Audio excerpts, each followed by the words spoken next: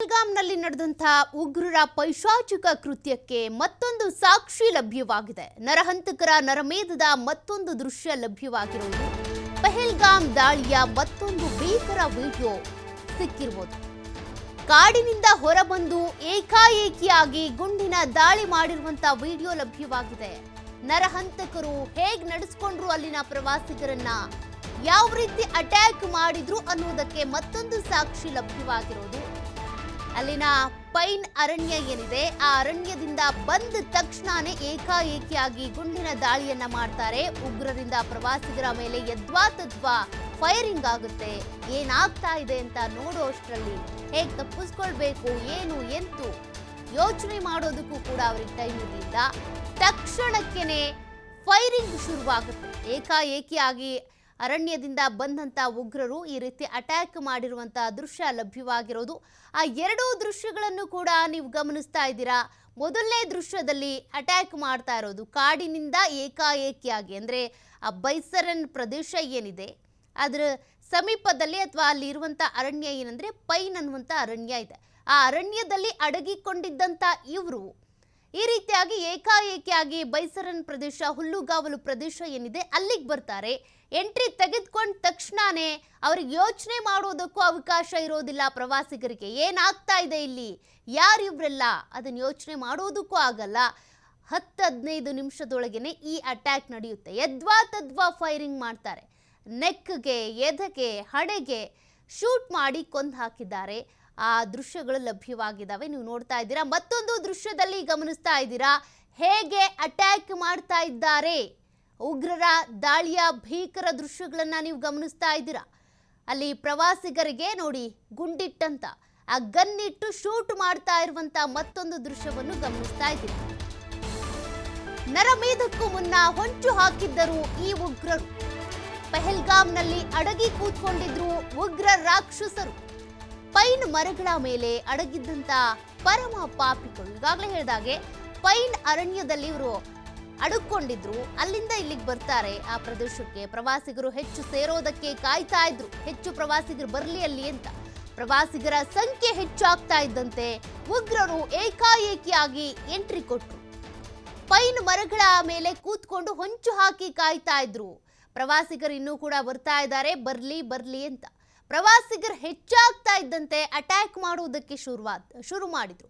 ಅಲ್ಲಿ 300-400 ಜನ ಸೇರಿದ್ರಂತೆ. ಆ ಸಂದರ್ಭದಲ್ಲಿ ಇನ್ನೂ ದೊಡ್ಡ ಮಟ್ಟದ ಟಾರ್ಗೆಟ್ ಏನಾದರೂ ಇಟ್ಕೊಂಡಿದ್ರೋ ಏನೋ ಗೊತ್ತಿಲ್ಲ. ಇಷ್ಟು ಜನರಿಗಾಗಲೇ ಸತ್ತೋಗಿದ್ದಾರೆ ಈ ಒಂದು ಅಟ್ಯಾಕ್ನಲ್ಲಿ. ಪೈನ್ ಮರಗಳ ಮೇಲೆ ಕೂತ್ಕೊಂಡು ಹೊಂಚಾಕಿ ಕಾಯ್ತಾ ಇದ್ರು. ಅಂದ್ರೆ ಅಲ್ಲಿ ಪೈನ್ ಅರಣ್ಯ ಇದೆ, ಆ ಅರಣ್ಯದಲ್ಲೇ ಇವ್ರು ಕಾಯ್ತಾ ಇದ್ರು. ಅದಕ್ಕೂ ಮುಂಚೆ ಕೂಡ ಬಂದು ನೋಡ್ಕೊಂಡು ಹೋಗಿದ್ರಂತೆ. ಈ ಪ್ರದೇಶ ಹೇಗಿದೆ, ಎಲ್ಲಿ ಕೂತ್ಕೋಬೇಕು, ಎಲ್ಲಿಂದ ನಾವು ಎಂಟ್ರಿ ತೆಗೆದುಕೊಳ್ಬೇಕು, ಎಷ್ಟು ಜನ ಸೇರೋ ಸಾಧ್ಯತೆ ಇದೆ, ಎಷ್ಟು ಹೊತ್ತಿಗೆ ಬರ್ತಾರೆ, ಇದೆಲ್ಲದ್ರ ಬಗ್ಗೆ ಕೂಡ ಅವರು ಮೊದಲೇ ತಿಳ್ಕೊಂಡಿದ್ರು. ಮತ್ತೆ ಇಲ್ಲಿಗೆ ಸೇನೆ ಕೂಡ ತಕ್ಷಣಕ್ಕೆ ಬರೋದಿಲ್ಲ. ಅಟ್ಯಾಕ್ ಆದ ನಂತರ ನಮ್ಗೆ ಎಸ್ಕೇಪ್ ಆಗೋದಕ್ಕೂ ಕೂಡ ಸಮಯ ಸಿಗುತ್ತೆ. ಇದೆಲ್ಲದ್ರ ಬಗ್ಗೆ ಚೆನ್ನಾಗಿ ಮಾಹಿತಿ ತಿಳ್ಕೊಂಡಿದ್ದಂತ ಇವರು. ಯಾಕೆಂದ್ರೆ ಅಲ್ಲಿ ಲೋಕಲ್ ಅಲ್ಲಿ ಕೂಡ ಒಂದಷ್ಟು ಜನ ಅವರಿಗೆ ಸಪೋರ್ಟ್ ಮಾಡಿದ್ರು ಅನ್ನೋದು ಕೂಡ ಗೊತ್ತಾಗಿದೆ. ಹಾಗಾಗಿನೇ ಲೋಕಲಿಸ್ಟ್ ಕೂಡ ಅವರು ತನಿಖೆಗೊಳಪಡಿಸಿ ಅವರಿಂದ ಮಾಹಿತಿ ಪಡ್ಕೊಳ್ತಾ ಇದ್ದಾರೆ SIT ತಂಡ. ನೋಡಿ ಹೇಗೆ ಹೊಂಚಾಕಿ ಕಾದಿದ್ರು ಅಂತೇಳಿ. ಆ ಎರಡು ದೃಶ್ಯಗಳನ್ನು ನೀವು ಗಮನಿಸ್ತಾ ಇದ್ದೀರಾ. ಅದಕ್ಕೂ ಮುಂಚೆ ಅವರು ಅಲ್ಲೇ ಪೈನ್ ಅರಣ್ಯದಲ್ಲಿ ಪೈನ್ ಮರಗಳ ಮೇಲೆ ಕೂತ್ಕೊಂಡು ಕಾಯ್ತಾ ಇದ್ರು. ಹೆಚ್ಚು ಪ್ರವಾಸಿಗರು ಬಂದ ತಕ್ಷಣ ನಾವು ಅಟ್ಯಾಕ್ ಮಾಡೋಣ, ಏಕಾಏಕಿಯಾಗಿ ಯದ್ವಾ ತದ್ವಾ ಫೈರಿಂಗ್ ಮಾಡೋಣ ಅಂತ. ಅದರಂತೆ ಮೊದಲ ದೃಶ್ಯ, ಎರಡನೇ ದೃಶ್ಯ, ಎರಡರಲ್ಲೂ ನೀವು ಗಮನಿಸ್ತಾ ಇದ್ದೀರಾ. ಏಕಾಏಕಿಯಾಗಿ ಕಾಡಿನಿಂದ ಆ ಹುಲ್ಲುಗಾವಲು ಪ್ರದೇಶಕ್ಕೆ ಎಂಟ್ರಿ ತೆಗೆದುಕೊಳ್ತಾರೆ. ಬಂದ ತಕ್ಷಣನೇ ಮತ್ತೊಂದು ದೃಶ್ಯದಲ್ಲಿ ನೀವು ಗಮನಿಸ್ತಾ ಇದ್ದೀರಾ.